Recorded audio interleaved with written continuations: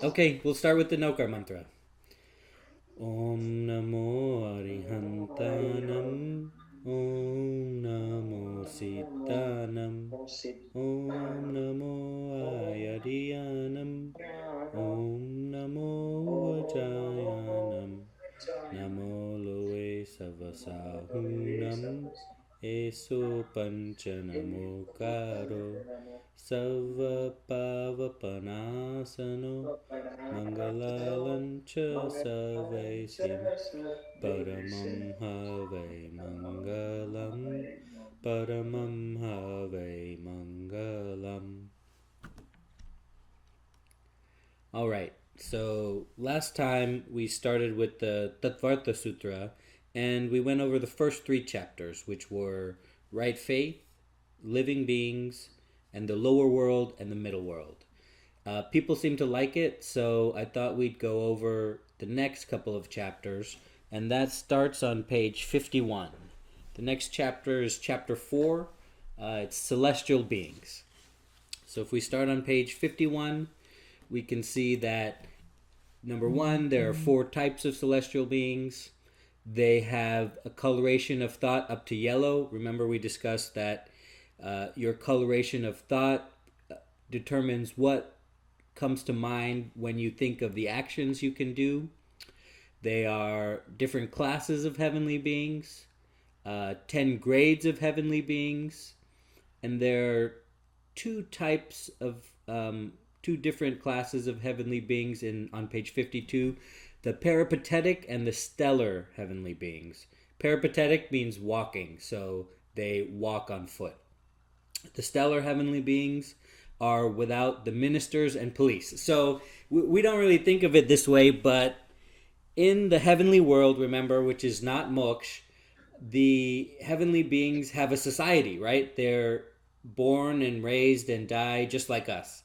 And so in their society, they have a lord, his equal, a minister, courtiers, bodyguards, police, army, citizens, servants, and menials. So it's kind of confusing to think about menial beings living in heaven, but that's what it is because it's a society, right?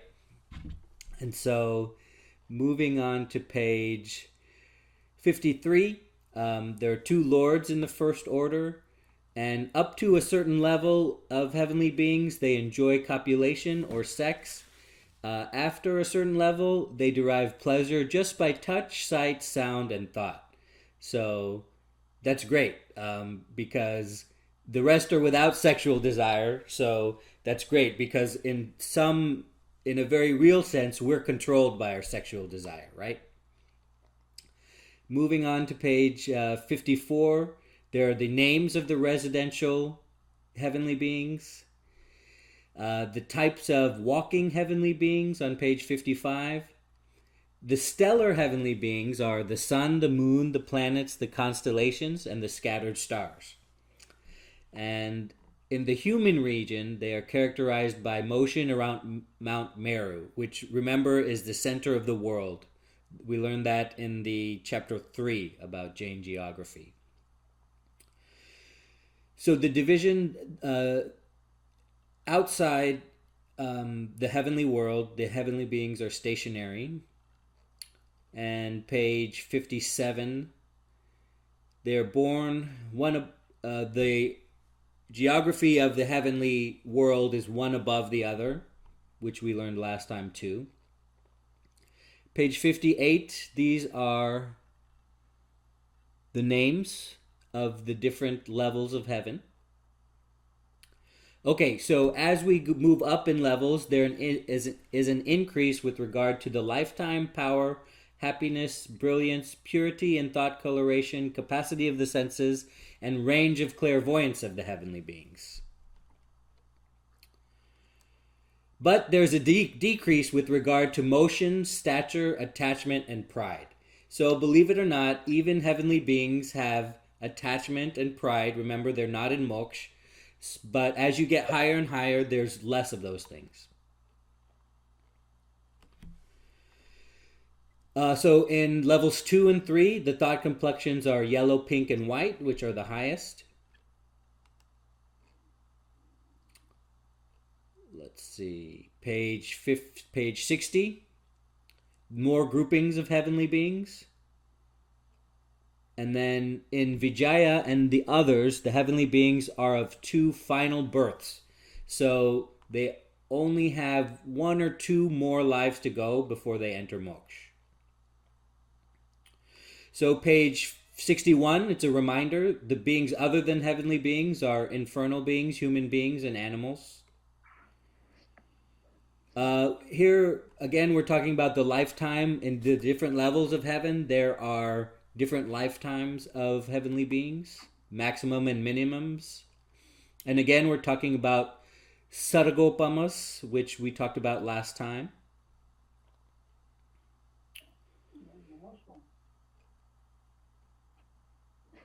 Again, we're talking about more lifetimes, the lifetimes of heavenly beings on page 62.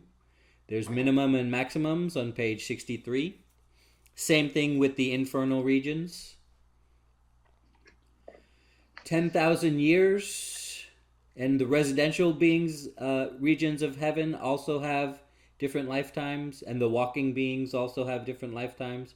And the maximum lifetime is 1 Palyopam on page 64. The minimum lifetime on page 65 is 1/8 of a Palyopam.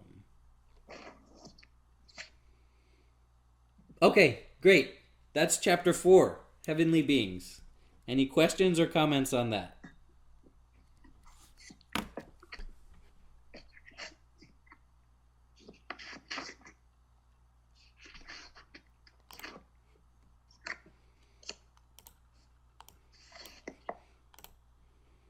Okay, no questions or comments on chapter 4.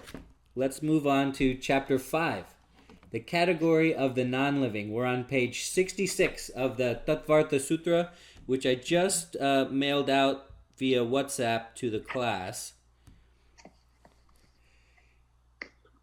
So we're on page 66. That's chapter 4 for anybody just joining us. I see we have some people just joining us. Okay, the category of non-living beings. So the non-soul substances, remember every non-soul substance is non-living. So here we're going to talk about all the categories that are not the soul. They're the medium of motion, the medium of rest, space, and matter. There are 4 of them, and it's a reminder that the soul is also a substance on page 66. The substances are eternal, fixed in number, and colorless. And things which have form constitute matter. So matter are the things which have form. So the other substances do not have form. The substances up to space are indivisible wholes. So the ones up to space are the medium of motion and the medium of rest. So those are not divided up. Remember the shape of the universe. Everything inside is the medium of has the medium of motion, and everything outside is the medium of rest. There's the medium of rest inside. There's no medium of motion outside. The medium of rest allows things to come to rest. Tim, sorry to disturb you. Can you share your screen so we will be on the same page? Sure. Let's see if I can do that. Yeah, because we're toggling we're switching the screen, then we're not able to see. Okay, sure. Let me share the PDF. Okay, how does that look? Yeah, it's now good. Yeah. Okay, great. I'm happy that worked. Okay, so page 68. There are innumerable points of space in the medium of motion, rest, and in each individual soul. The units of space are infinite. Page 69. The forms of matter are numerable and innumerable also. We know that there are different concepts of infinity in math. That is, certain infinities and innumerable objects can be larger than others. There are no space points for the atom, an indivisible unit of matter. So let's just talk about indivisible units of matter, because we now know that atoms are divisible. So the substances are located in the space of the universe, not outside. page 70. The medium of motion and rest pervade the entire universe space. That's right, that was my correction before. Everything on the inside has the medium of motion and rest. There's no medium of motion and rest on the outside of the universe. The forms of matter inhabit from one unit of space onward. That is, space is not a continuum. Space are fixed locations. The souls inhabit from one innumerable parts of the universe space. The souls inhabit from one innumerable parts of the universe space.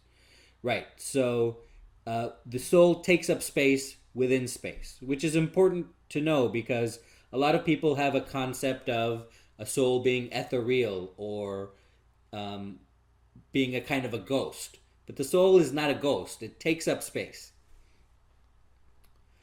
But that doesn't mean it can't contract and expand, as we learn on page 71. It is possible by the contraction and expansion of space points of a soul, as in the case of a light of a lamp. That's how the same soul fits into different bodies, right?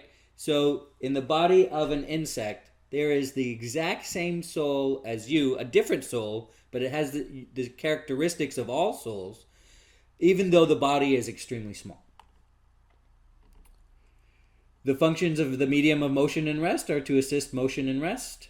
The function of space is to provide accommodations for things in which to exist, page 71. Page 72, the function of matter is to form the basis of the body and the organs of speech, mind, and respiration. That is the purpose of matter, is to form bodies. The function of matter is also to contribute to the pleasuring, suffering, life, and death of living beings. That's karmic matter, of course. Remember, karma is matter. Karma is real, and karma exists, and you can measure it. Here we go. This is in black and white at the bottom of page 72. The function of souls is to help one another. That's why you are here, is to help other souls, is to alleviate the suffering of other souls. There it is in black and white on the bottom of page 72. I think it's very important. The reason you're here is to help other souls. Page 73. Assisting substances in their continuity of being through gradual changes in their modifications, movements, and priority and non-priority in time are the functions of time. So why does time exist? It's right here in black and white. Time exists so you can change. If you were never able to change, you would never be able to go to moksha. So the reason that time exists is so that things can change, so you can burn all the karma from your soul. So be happy that time exists. The forms of matter are characterized by touch, taste, smell, and color. So if it's matter, it has those four things. You may be wondering, well, touch, taste, smell, and color. Well, what about sound? For some reason, it's on the next one, the top of page 74. Sound, union, fineness, grossness, shape, division, darkness, image, warm, and light are also forms of matter. So I'm not sure why sound is grouped with the other ones, but that's how it is. Atoms and molecules are the two main divisions of matter. Molecules are formed by fission and fusion. Molecules and atoms go together and come apart by fission and fusion. Molecules are produced by the combined actions of division and unions and can be perceived by the eyes. Existence is the differentia of substance. That is, we would not exist if we didn't have different substances. Existence is characterized by origination, disappearance, destruction, and permanence. I know we're going through these kind of fast, but remember, you're supposed to take your time with each one of these, and each one of these is very thought-provoking. But this introductory lesson that we're going through kind of fast is just so you know what's here. And so you're not afraid to open the book and look at it and understand what the things mean. Because, of course, you already know what they all mean. The combination of atoms takes place by virtue of sticky and rough properties associated with them. Of course, now we know about electrical bonds between atoms, electrical and chemical bonds. There's no combination between the lowest degrees of the two properties. And there's no combination between equal degrees of the same property. So certain things can and can't combine. There is combination between degrees different by 2 units. So as things are expressed in matter, when they have different characteristics, those are combinations of 2 lower order characteristics. So page 78, that which has qualities and modes is a substance. So all substances have qualities and modes. And here's another reminder that time is also a substance. Here we go, top of page 79. Time consists of infinite instants. So science has recently backed this up. That is, time is not gradations or anything like that. There is a indivisible unit of time. And so Acharya Umaswamy has told us that well before time, scientific knowledge has verified this. That is, there are indivisible units of time. And so bottom of page 79. Okay, so in order to understand this, you have to understand that matter consists of different layers of qualities and modes, and then they're expressed at the very top layer, which is why the forms of matter seem so infinite. The change of a substance is a mode. Oh, there you go. Bottom of page 79. That's it for this chapter. Chapter 5, Non-Living Substances. Any questions or comments on non-living substances?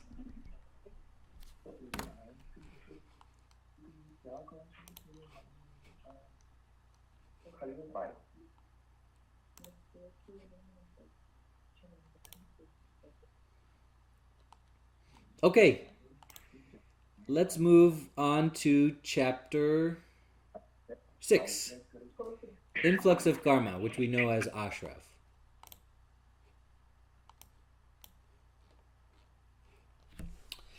The action of the body, the organ of speech, and the mind is called yog. That is, remember, speech, thoughts, actions, and words determine your karma. It is this threefold activity is called ashraf. That determines how much karma you get. Virtuous activity is the cause of punya, and wicked activity is the cause of pap. Page 81, 2 kinds of ashraf.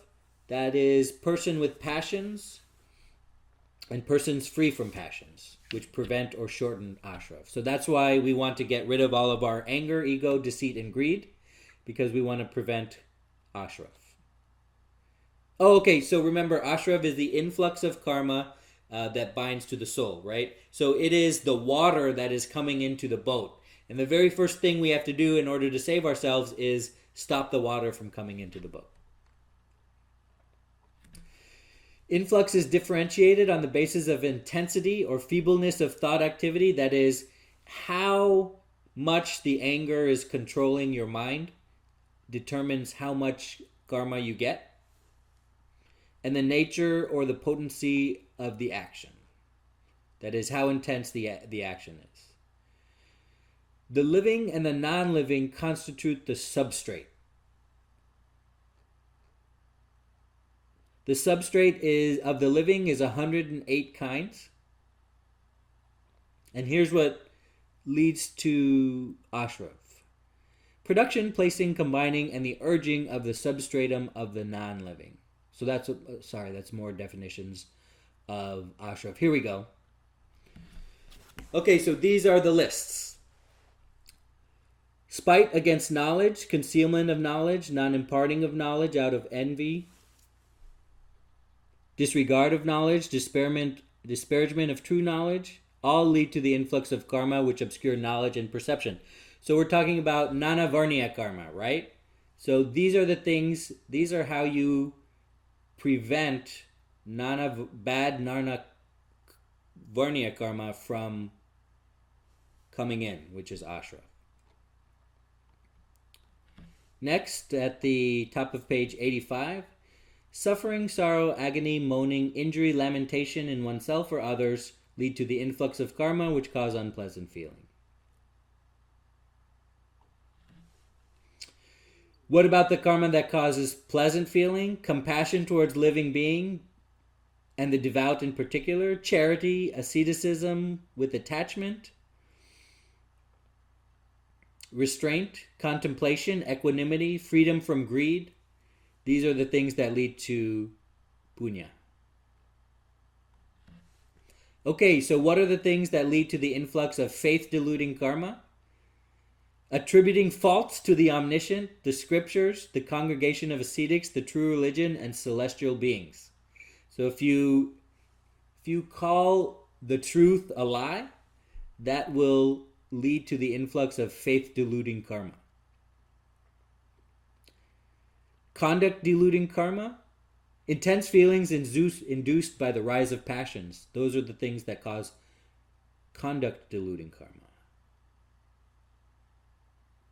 How do you go to hell? By excessively inflicting pain on souls, attachment, all lead to the next life being a hellish being. Page 87. If you are deceitful, you will cause an influx of life karma leading to your next life being an animal or vegetable. If you want to be a human, then minimize your injury and attachment. And be a mild person. Bottom of page 87. Birth among all four kinds of living beings are non-observance of supplementary vows, the non-supplementary vows. If you don't observe any of the vows, the 5 vows, you are capable of being born among all four types of beings. Okay, so how do I get to a celestial birth in the next life? Restraint with attachment, that is, don't be attached. Involuntary disassociation of karma, that is, live your life such that you don't attract karma. Austerities accompanied by perverted faith. That can't be right. Austerities accompanied by perverted faith cause the influx of life karma to celestial birth. I guess so. This is saying that if for some reason you do the right thing for the wrong reason, that can also be good. Right belief is also the cause of influx of life karma leading to celestial birth. All right, so right next to it, it says, no, actually do the right thing, right on the next page. Hey, Temer. Yes. A question. The celestial birth, the one that we just kind of, on the page before the last item. So, yeah, right there. So basically, we have sadhu jivan and sadhu sadhuis, and basically by taking those vrats, it helps you to do these things. So once again, this kind of helps me to understand how having a sadhu jivan or taking diksha can help to get a celestial birth in the next life. Exactly. That's exactly right. Okay. Thanks. Okay, so how will you become a person with a bad body in the next life? If you do crooked activities and deception. So remember, these are the answers to the questions that a lot of people have, taking a step back and looking at the big picture. That is, people have a very real question about, well, what kind of action leads to what kind of karma, and what does that mean for me later? Well, here are all the answers in black and white. So the opposites of these cause the influx of auspicious physique-making karmas. That is, straightforward activity, honesty, or candor. Okay, so how do you get to be a Tirthankar? There is a special kind of karma called Tirthankar Nam Karma. It's a special Nam Karma. Here is how you get to be a Tirthankar. Purity of right faith, reverence, observance of vows and supplementary vows without transgressions, ceaseless pursuit of knowledge, perpetual fear of the cycle of existence, charity, practicing the austerities as best you can, removal of obstacles that threaten the equanimity of ascetics, that is, serving holy people, serving the meritorious by warding off evil or suffering, devotion to omniscient lords, devotion to the scriptures, practice of the 6 essential daily duties, propagations of the teachings of the omniscient, and fervent affection for one's brethren following the same path. So if you want to be a Tirthankar, these are the things you have to do. Here it is in black and white at the top of page 91. The opposite, if you want to be born with a low status, here's what to do. Censure others and praise yourself. Conceal the good qualities in others and proclaim noble qualities about yourself that are not true. And you will lead to a low status in your next life. If you want high status, do the opposite of what I just said. Practice humility and modesty, and you'll get high status in your next life. The cause of the influx of obstructive karma is obstructing others. Okay, great. So that was Ashraf. So let me stop sharing that, and we can go to any comments or questions about Ashraf. That was chapter 6, Ashraf.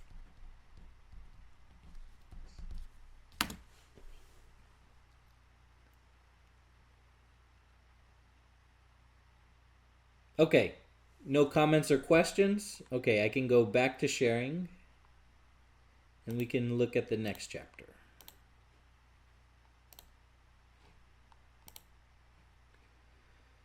Okay, the 5 vows. Anybody remember what the 5 vows are?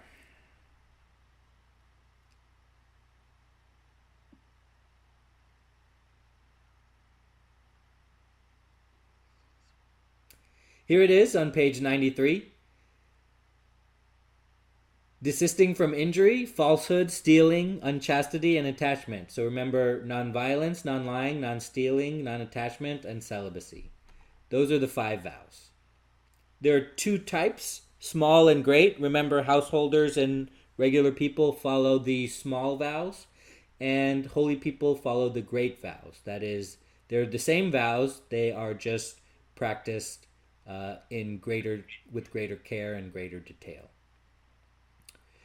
There are 5 ways to strengthen each vow. So 5 ways to strengthen 5 of the vows. That's 25 ways you can improve your life. Control of speech, control of thought, regulation of movement, taking care and placing things or objects, and examining food or drink before you eat or drink them. Giving up anger, greed, cowardice, and jest, and speaking harmless words. Okay, so the first one was non-violence. This one is non-lying. These will help you with non-lying. Residence in a solitary place, residence in a deserted habitation, causing no hindrance to others, accepting clean food. All right, so we should be back. The consequences of violence are calamity and reproach in this world and in the next, bottom of page 97, or sufferings resulting from injury. Remember, we're talking about the 5 vows. Page 98. Benevolence toward all living beings, joy at the sight of the virtuous, compassion and sympathy for the afflicted, and tolerance towards the insolent and ill-behaved. We are talking about things that you should do.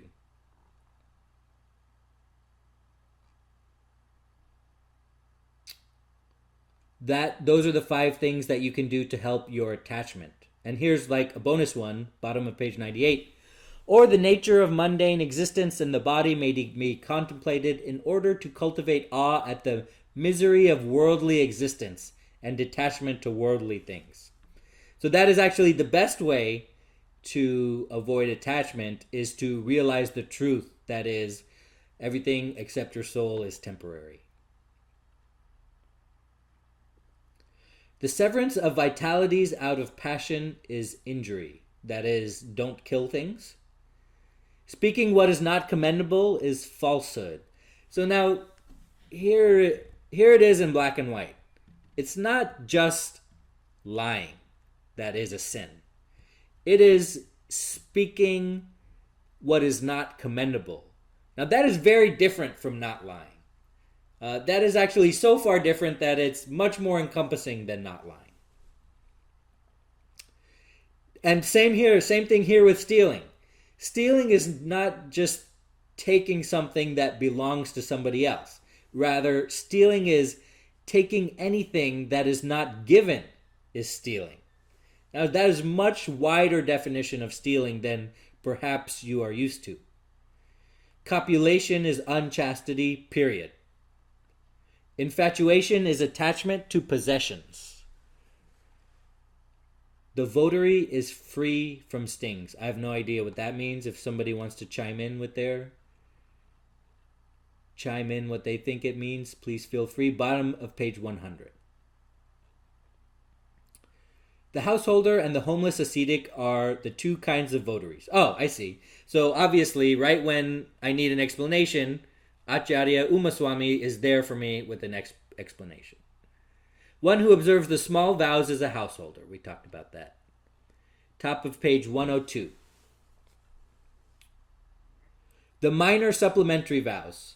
Abstaining from activity with regard to directions, country, purposeless sin, periodical concentration, fasting at regular intervals, limiting the consumable and non-consumable things, and partaking of one's food after feeding an ascetic are the minor supplementary vows. The householder courts voluntary death at the end of his life. That is, when you're at the end, there is no reason to resist death when it comes for you, because it is just a transition to another life.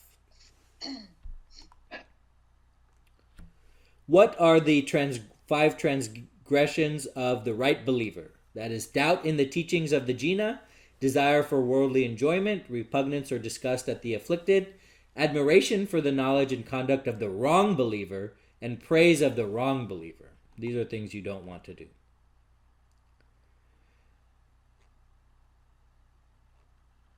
More things you don't want to do. Bottom of page 103. Binding, beating, mutilating limbs, overloading, and withholding food and drink.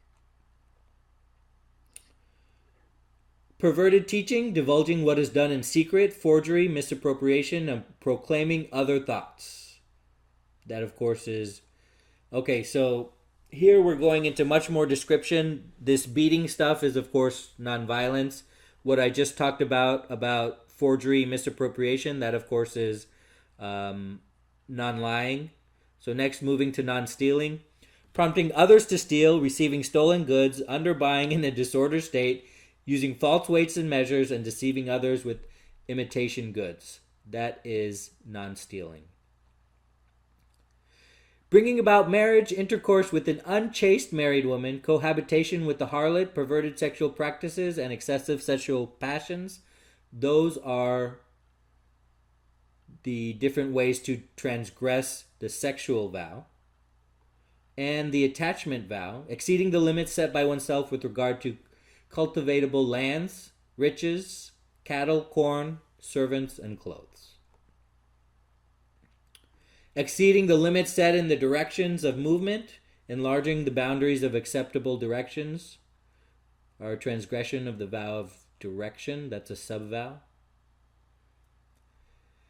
Sending for something outside the country of one's resolve, commanding someone there to do thus, indicating one's intentions by sounds, and showing oneself, and throwing a clod. Vulgar jokes, no vulgar jokes. No unthinkingly indulging in too much action. No keeping too many consumable and non-consumable objects. are the 5 transgressions of the minor vow of desisting from unnecessary sin.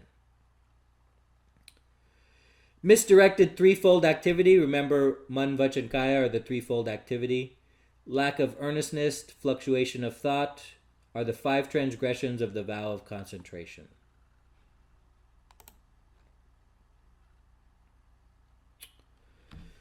Don't excreting, handling sandalwood paste, flowers, spreading mats and garments without inspecting. Lack of earnestness, lack of concentration. Don't do those things. The food you eat, make sure it contains... Make sure it is not containing one-sensed organisms, placed near organisms, mixed with organisms, or ill-cooked. Don't place the food you eat on other organisms, such as green leaves. Don't cover it with things, such as food of another host. Don't desire life. Don't desire death. Don't recall affection for your friends. Don't recall the pleasures that you once had.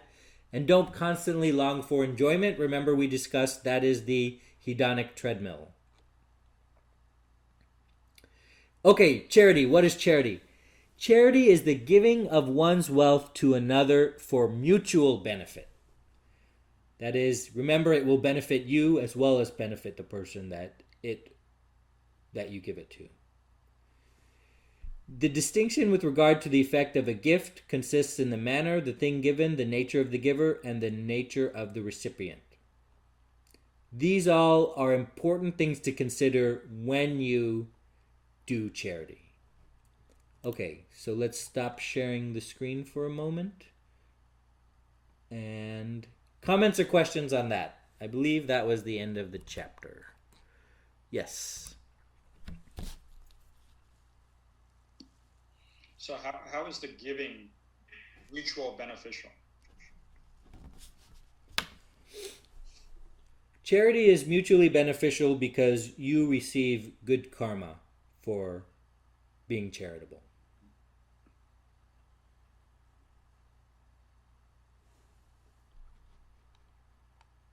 And there are a lot of those things that were discussed that may be discussed but is not practical. Right? What do you mean not practical? I don't know. I mean, it talks about, living with, living outside of the habitation, right? It talks about, let me just go back to it real quick. It talks about a lot of different things, like even the food, like not commingling food, Right. And things like that. I don't think we do all of those things like that, maybe, Right. And so we should. And that it's actually more practical to be doing things because remember, we have to shift our attention to realize that we are a soul and we should rearrange our life because of the fact that we are a soul and we're trying to make our soul better. That is, so when you say non-practical, these things are practical. In your current mindset, in the current way you view the world, these seem like obstacles that you have to do. Like, why do I have to do this? Or why do I have to do this? Because Jainism tells me so. But once you change your paradigm, once you change your view of the world and realize you are a soul and doing these things is beneficial to your soul, then you'll realize that not only is it practical, it will help you. Okay. Anybody else? Questions or comments about anything we went through? So it looks like we're moving we did 4 chapters. I don't want to do too many. I want to leave you with time to discuss because there's a lot to go through in this book. Was this helpful to anybody? Did anybody not really care to go through these things? Because when especially, we have our regular book, our Jainism book. Well, where does that come from? That comes from books like these, right? So as we get deeper and deeper, we're getting more and more toward the source.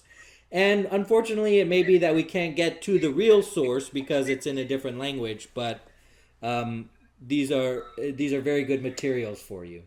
But is anybody happy or unhappy with Acharya Umaswamy here?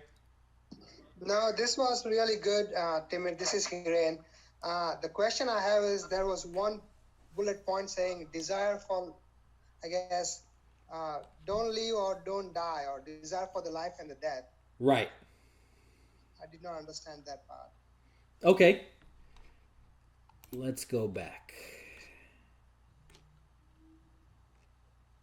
and look at the context of what it was in. Okay. So the full quote is desire for life, desire for death, recollection of affection for friends, recollection of pleasures, and constant longing for enjoyment. So I think that last one, let's take it out and discuss it because it's easy. That's what we call the hedonic treadmill, the constant longing for enjoyment. You and I both know that as we acquire things or acquire experiences, we want more. And we constantly want more, and that ruins our life, okay? So I think everybody knows that. But why are these other things bad? Well, the recollection of affection for friends, the recollection of pleasures. Well, that takes you out of the present moment. That leads you to long for a time when you had those things. And that leads you to do sin because you want those things again, right? Because you want that affection for your friend. You want that pleasure that you previously had. So that leads for you to stray off the path of Jainism and stray on to the hedonic treadmill, right? So those two things, I think it's clear that, the last thing is the hedonic treadmill. Those two things lead to the hedonic treadmill. Now to your real question, these first two, desire for life and desire for death. Well, if you think about it, they are just another extension of this recollection of affection and recollection of pleasures. And remember, that's just another extension that leads to the hedonic treadmill, the constant longing for enjoyment. That is, your desire for life or your desire for death is the first step on the hedonic treadmill. And that's what's kind of confusing, right? Like, how is it the first? Like, I want to live. How is that so bad? I want to live. Well, it leads you to not living in the present moment, and it leads you to reorganizing your life to break all these vows, right? That is, it's wrong to intensely desire for life because you are desiring of those pleasurable experiences. Does that help?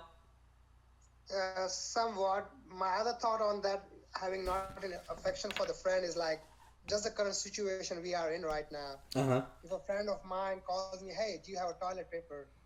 I would say, oh, yeah, and if I have more, I will definitely help him out. Mm-hmm. Even if I have enough or same thing, I should help him out, right? So should I do that or should I not do that?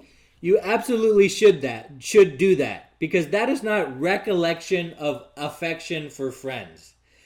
Recollection for affection of friends just means you recall that, you live in that moment, and you want to experience it again, and you do things in your life to arrange your life to experiencing that again. You should absolutely give to your friends in need. That is practicing charity. That is practicing non-attachment. That is absolutely a good thing. Okay, thanks. Timur, one of the things resonated with me, and that's kind of going back to our Jainism book or this, that it talks about food. Right. And sometimes we as Jains get, food as an impression. I think all the books I've said so far, obviously these are printed in the days, and now we're hearing the food can take us to a point we are at today. So potentially, and how important it is to watch it. So once again, I'm getting more and more convinced about being careful about what we eat and being more selective in our food. Right. Right. And this is further evidence that most people think that Jainism is the religion of food. And yeah, we talk about food a lot because that's one of the things that hermits and monks and householders have in common.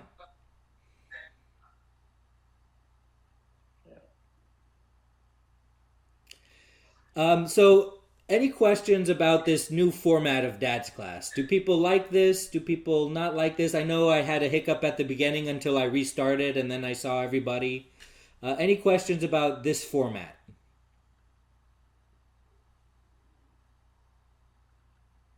Oh, this is great. I guess this is the world we are going into, so guess we better get used to it. Right. I think I agree with what Hiren said, and it's a great start. I was just talking to Karika earlier. I think this model can be adopted by different Jainism class or forums.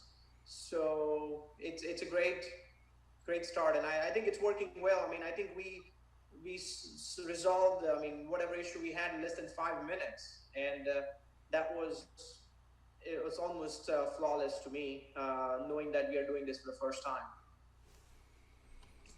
Okay, I will stop the recording here. The meeting can continue.